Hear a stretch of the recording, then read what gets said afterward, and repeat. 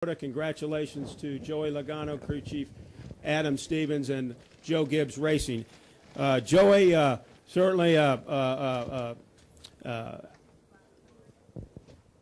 unpredictable finish out there today. Let's put it that way. I want you to explain to it. I haven't seen one predictable in Talladega yet. So, you like to think it's predictable. You like to think you got a game plan. And the game plan did come through that time, so that's exciting. But, man, it's crazy race. Elliott Sadler and I we planned to work together. And, we worked good in practice. We worked good at the beginning of the race. Good. We led some laps. When we had that chemistry, which was important to, run hard when we needed to, and our cars worked good together, we were fast together. And then we all checked up in 3 one time, and he ran it back to me and knocked his nose in, I think. So that killed his day. So then I had to find a new teammate after that, and try to find somebody. And he comes to these late race restarts. It's just kind of whoever's in front of you. Restart third there, the last restart. Pushing Kyle. Kyle and I have worked together a lot in the past, obviously being teammates on the Cup side. We got that chemistry there that we know what we got to do. And we were able to get out in front of them. And I was very surprised that they didn't form a run to the outside of us and pull us apart. I was able to do that in Daytona. I just figured the same thing would happen here, but it didn't. So, we were out there, and I was like, okay, I know he's thinking the same thing as me. He knows I'm going to make the move to make something happen here. And just got him right at the line. So super exciting to win him that way because you don't know you got it until you're at the line, so it's not like there's anything building up. So I was super pumped.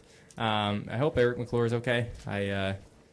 I seen he got airlifted out, so I don't know what happened there, but hopefully he's all right. And overall, it's a fun day, that's for sure. Thanks a lot, Joey. Adam, how about you? Wow, I think he pretty much summed it all up there. That was a little long-winded there, Joe. I have to work on that. But we did have a game plan coming in, as we do for every weekend, but it seems like they changed 2 and 3 times. This one, I felt bad for Elliott and the whole 2 team. They were working well together, and we were committed to him. And, when he had that overheating problem, all bets were off. And then we jumped in there with the 6 and got split up horribly. And then it was just Joey taking advantage of every opportunity in front of him. And then, honestly, luckily, we found ourselves behind the 54 and not beside him on the last restart. And Joey knew what he had to do from there, and he was able to get it done. All right, we'll open it up for questions. Please give us your name and affiliation before you start. We'll start with Reed and then Jim Utter. Reed Spencer with NASCAR Wire Service. Joey, when you're coming to the checkers like that and you're pushing Kyle, how do you know exactly when to make the move? I mean, is it a feel thing? Do you feel momentum? Can you sort of describe the process? And, because you go too early, you lose. You go too late, you lose. And you really have to time it just right. How do you pick the moment to go? There's a lot of different things. There's no momentum change because you're pushing the guy. So you're not getting a run on him. You're already there. The big thing is you practice this in practice, and you practice pulling out on someone and seeing how quick you can slow him down and beat him to the line. And you got the experience of knowing that, how long it's going to take. Obviously, we've all seen it here in the past a few times, so you're watching on TV too, and you see how to do it there. For me, I know I was staring in the mirror because I didn't want to have that other group beat us to the line because that was going to be the real kicker. So I had to make sure I had enough room behind me to do this. So I was like, okay, he was about 3 car lengths back, maybe 4.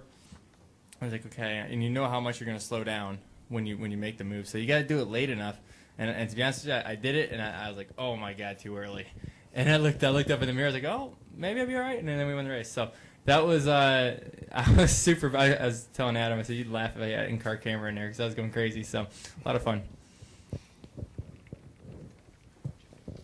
Jim Mutter, Charlotte Observer. There's a gentleman you may know named Brad Coleman who claims that you called this yesterday. Is that true? I did call this. I told my buddy Coleman Presley because I was laughing. All my buddies have won this weekend. Coleman won in Kingsport. Brandon won yesterday in the ARCA race. I was like, man, I better win a race here. So, man, we're all doing good this weekend. So we'll see what happens. We laugh because we call ourselves the field fillers. So we're Yeah, it's pretty cool. All of us are winning, so we'll all have trophies and plenty of stories to tell each other. Did you say that based on anything that you had felt in practice, Well, you just felt you kind of do? yeah. I don't know. Some races you just feel very confident. You know, you just feel like, man, I got a really good shot at winning this thing. And you know, it's hard to feel confident going into a place like this because you never know what's going to happen. But I had that feeling in California and I had a really good car and had it again. And I was like, man, I'm going to win this thing today. So I wasn't going to let anything stop me, and had a lot of fun with it. So should bring that attitude to every race, I bet. Go to Jenna and then over to Stan. Jennifer, AP, Joey, you've been the bridesmaid a lot to Kyle, and I know driver memories are like elephants, so you may know exactly how many times you finished second to him, but how vindicating is it to get him? Yeah, it's cool. I mean, Kyle and I, we're friends. You know, we've worked a lot together, and being teammates and seeing each other every weekend and working together at JGR. You know, there's a friendly rivalry. You know, you want to beat each other, but we're friends. So, you know, no matter who it is, you're going to race them as hard as you can, try to win it. You know, I don't think there's a point that the two of us won't race